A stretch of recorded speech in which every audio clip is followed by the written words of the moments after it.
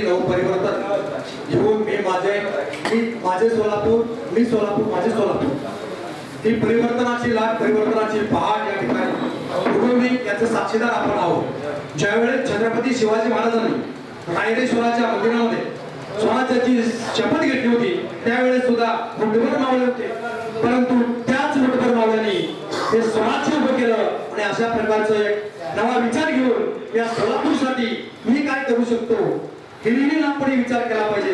विष्णू कारंपुरी महाराज हे निस्वार्थी भावनेनं वयाच्या 17व्या वर्षी सुद्धा एक मशाल घेऊन, एक क्रांतीची, परिवर्तनाची मशाल घेऊन उभा आहे। ते केवळ या सोलापुरातल्या समस्या, सोलापुरातला कामगार जगला पाहिजे, कामगार वाचला पाहिजे, त्याचा धंदा वाचला पाहिजे।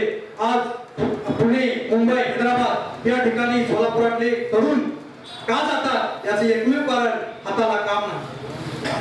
त्या हाताला काम कधी येईल तर अशा प्रकारचे विचार घेऊन क्रांतीची मशाल पेटल्याशिवाय या सोलापुरामध्ये पुन्हा एकदा गिरणगाव निर्माण होणार नाही। त्या गिरणगावची ओळख कुणी पुसली, का पुसली याचा इतिहास आता उघडत बसण्याची वेळ नाही।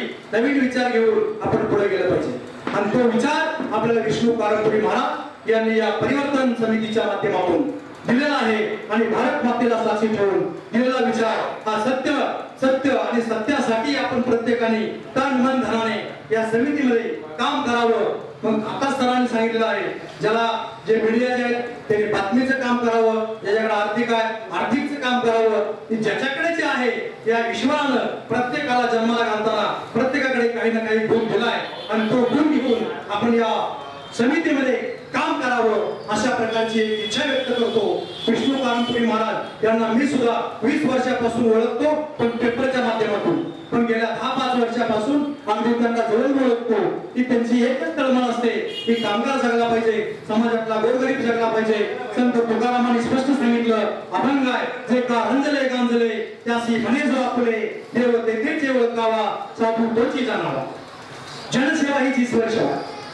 खरा देव हा दगडात नाही, देव माणसात आहे आणि हा देव शोधणारा हा विष्णू कारंपुरी महाराज सारखा एक माणूस आज वयाच्या 17व्या वर्षी या सोलापूरसाठी मशाल घेऊन क्रांतीची, परिवर्तनाची उभा असेल तर आपल्यासारख्या तरुण माणसांनी काय केलं पाहिजे याचा विचार आपण स्वतःपासून घ्यायला पाहिजे।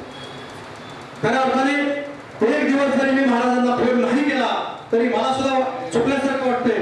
कसल्याही अडचणीत असले तरी ते रात्री असो, दिवसा असो, किती बिझी असले तरी अगदी तळमळीने बोलणारे, प्रत्येकाची आस्था, प्रत्येकाची तळमळ ऐकून घेणारे ते सोलापूर शहरातील हिंदू हृदय सम्राट शिवसेना प्रमुख बाळासाहेब ठाकरे यांच्या विचाराने प्रेरित झालेले, परंतु या राजकारण हे सध्याच्या काळात गचाळ झाले, घाण झाले आणि या राजकारणाचे जोडे बाजूला ठेवून या सोलापूरसाठी या देशाने मला काय दिलं यापेक्षा मी देशाला काय देऊ शकतो, यापेक्षा या सोलापूरने मला काय दिलं यापेक्षा या सोलापूर शहराला मी काय देऊ शकतो हा विचार घेऊन त्यांनी मी सोलापूर, माझे सोलापूर परिवर्तन समिती निमंत्रक म्हणून त्यांनी जे हाक दिले आहे ते आपण सर्वांनी घेतली पाहिजे आणि आपणही हिरिरीने यामध्ये उतरलं पाहिजे अशा प्रकारचे एक आवाहन करून या ठिकाणी मी अधिक वेळ न घेता अजून बरंच काही बोलता येईल, परंतु बऱ्याच महिला या ठिकाणी आहेत, बरेच जण बऱ्याच वेळ झालं थांबलेले आहेत। प्रत्येकाला आपला संसार बघून